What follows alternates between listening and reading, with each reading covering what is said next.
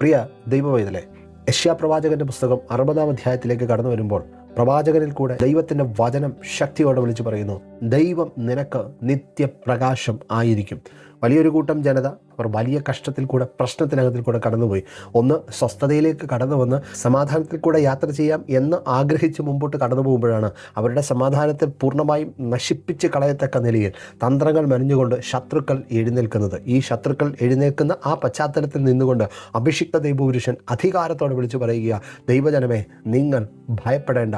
നിങ്ങളുടെ പിതാക്കന്മാരുടെ കാലഘട്ടത്തിൽ പകലിൽ മേഘസ്തംഭമായും രാത്രിയിൽ അഗ്നിത്തൂണായും വെളിപ്പെട്ടു വന്ന ദൈവത്തിൻ്റെ ജനത്തെ ഏറ്റവും ശ്രേഷ്ഠമായി സംരക്ഷണം ചെയ്ത ആ നല്ല കർത്താവ് തന്നെ നിങ്ങൾക്ക് വേണ്ടി നിത്യപ്രകാശമായി ഇറങ്ങി വരും എന്നുള്ള ഒരു വാഗ്ദത്തം ജനത്തിന് കൈമാറുമ്പോൾ അവരാ ദൂതിനെ ഏറ്റെടുത്ത് ആശ്വാസം പ്രാപിക്കുന്ന നിമിഷത്തിലാണ് ദൈവപ്രവൃത്തി അവരുടെ ജീവിതത്തിൻ്റെ മേൽ സാധ്യമായി തുടങ്ങുന്നത്. അതുമാത്രവുമല്ല, ഈ 60-ാം അധ്യായം എന്ന് പറയുന്നത് തന്നെ കഷ്ടതയുടെ നടുവിൽ നിന്ന് ഒരു കൂട്ടം ജനത്തെ ഉദ്ധാരണത്തിലേക്ക് കൊണ്ടുവരുവാൻ വേണ്ടി പ്രവാചകൻ അവരെ ബലപ്പെടുത്തുന്ന വാക്കുകൾ തന്നെയാണ്. 1-ാം വാക്യത്തിൽ ഇങ്ങനെ വിളിച്ചു പറയുന്നു, എഴുന്നേറ്റ് പ്രകാശിക്കാം, നിന്റെ പ്രകാശം വന്നിരിക്കുന്നു. ഇങ്ങനെ 60-ാം അധ്യായം ആദ്യം മുതൽ അവസാനം വരെയും ഈ ജനത്തെ ശക്തിപ്പെടുത്തുന്നതാണ് എങ്കിൽ നിങ്ങൾ ഇന്ന് വ്യക്തമായി വിളിച്ചു പറയുക, എൻ്റെ ജീവിതത്തിൻ്റെ മേലും ഇത് തന്നെ സംഭവിക്കാൻ പോകുകയാണ്. ഞാൻ ഈ വചനങ്ങളെ വായിക്കുകയും വിശ്വസിക്കുകയും ചെയ്യുമ്പോൾ, ആ വചനങ്ങളെ ഞാൻ പ്രഖ്യാപിക്കുകയും ചെയ്യുമ്പോൾ, ആ വചനത്തിൻ്റെ പ്രഭ മൂലം ആ ഇരുട്ടുകൾ പൂർണ്ണമായി മാറാൻ പോകുന്നു. നമ്മുടെ ഉള്ളത്തിനകത്തിൽ പോലും ദുഷ്ടൻ കൊണ്ടുവന്നു വെച്ചിരിക്കുന്ന എല്ലാ കെട്ട അനർത്ഥങ്ങളും നമ്മുടെ അതിരുവിട്ട് മാറിപ്പോകുവാൻ ഇടയാകും. ഒറ്റൊരു ഉദാഹരണം ഞാൻ വിളിച്ചു പറയട്ടെ. രാത്രിയുടെ യാമത്തിൽ സ്വന്തം ഭവനത്തിനകത്തിൽ കറണ്ട് ഇല്ലെങ്കിൽ പോലും നാം ആ ഭവനത്തിനകത്തിൽ കൂടെ അങ്ങോട്ടും ഇങ്ങോട്ടും നടക്കും. ഒരനർത്ഥവും ഉണ്ടാകത്തില്ല. നാം എങ്ങും തട്ടി മറിഞ്ഞ് വീഴത്തുമില്ല. കാരണം എന്താണ്?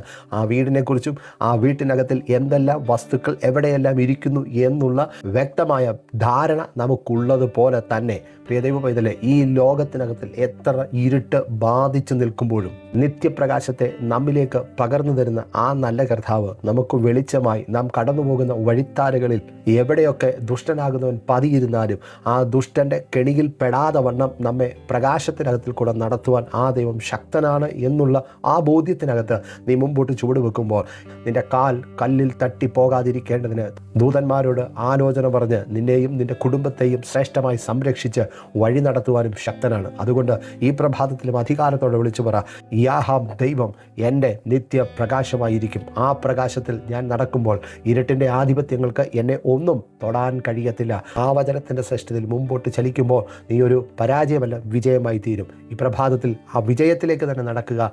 I bless you in Jesus name. Amen.